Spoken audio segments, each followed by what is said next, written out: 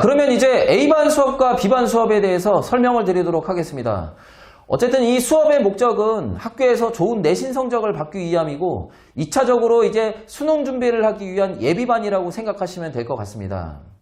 자, 그러면 제가 사용하는 교재에 대해서 말씀을 드리도록 하겠습니다. 저는 이제 자체적으로 교재를 이제 제작해서 사용을 하고 A반과 B반 공통적으로 교재를 사용하고 있습니다. 만약 어머님이나 학생들이 그 교재에 대해서 궁금해 하시면 학원이나 저한테 연락을 주시면 일부 교재를 파일로 보내드리도록 하겠습니다. 자, 그러면 B반 학생 구성원과 그 B반의 수업 방법에 대해서 설명을 드리도록 하겠습니다.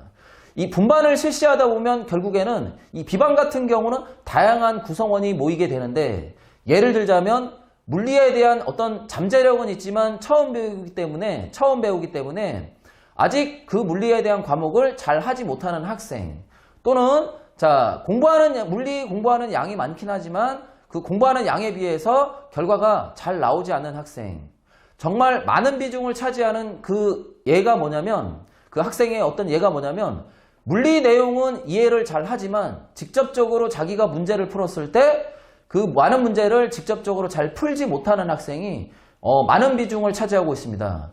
어쨌든 이렇게 많은 비중을 차지하고 있는, 개념은 이해는 하지만 문제는 잘 풀 수 없는, 이 부분을 제가 해결을 해줘야 되는데, B반에서 이런 수업, 이 문제점을 해결하는 수업이 이루어진다고 보시면 될 것 같습니다. 결국에 이 학생들한테는 일단은 그 내용 자체를 최대한 쉽게 설명을 해주고, 더 중점을 둬야 될 게 문제풀이입니다. 원래 이 물리라는 과목이 내용을 설명할 때는 대부분의 학생들이 잘 이해는 하지만 직접적으로 자기가 문제를 잘 풀 수 없거든요. 그러면 그런 경우에는 제가 문제를 어떻게 푸는지 잘 보여주고 그거를 따라하게 하는 겁니다. 내용 먼저 이해한다고 해서, 내용을 잘 이해한다고 해서 문제를 능수능란하게 잘 풀 수 없거든요. 그래서 문제풀이를 따라하게 하고 그 다음에 같은 문제를 다시 보여주고, 그 문제를 푸는지 못 푸는지 다시 한번 확인하고, 다시 그 문제를 못 푼다면 다시 한번 보여주고 계속적으로 반복을 하는 거죠. 이렇게 하다 보면 결국에는 이 학생들이 스스로 풀 수 있는 문제의 양이 많아집니다. 10문제 중에 예를 들어서 처음에는 4문제 정도를 풀었다면 시간이 조금 지나면 6문제, 8문제 이렇게 풀 수 있는 문제의 양이 많아집니다.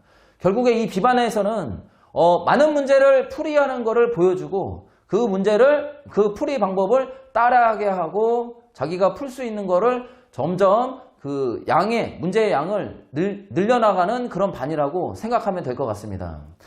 이렇게 하다 보면 시간이 지났을 때 풀 수 있는 문제의 양이 많아지고 학생들이 능력이 향상될 거라고 생각이 되어집니다.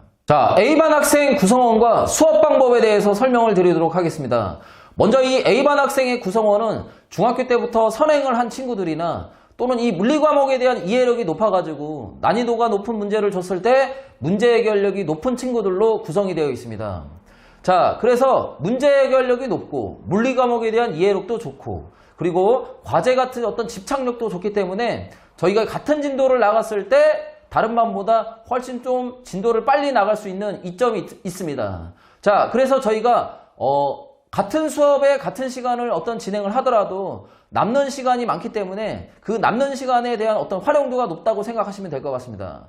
그러면 남는 시간에 어떻게 활용을 할 거냐? 똑같은 이제 물리1 과목을 설명을 하더라도 이 물리2 과목을 도입을 했을 때 이 학생들이 내용을 좀 더 깊이 이해를 하게 될 수 있다면 제가 그 시간에 물리2 내용을 접목을 시키기도 하고요.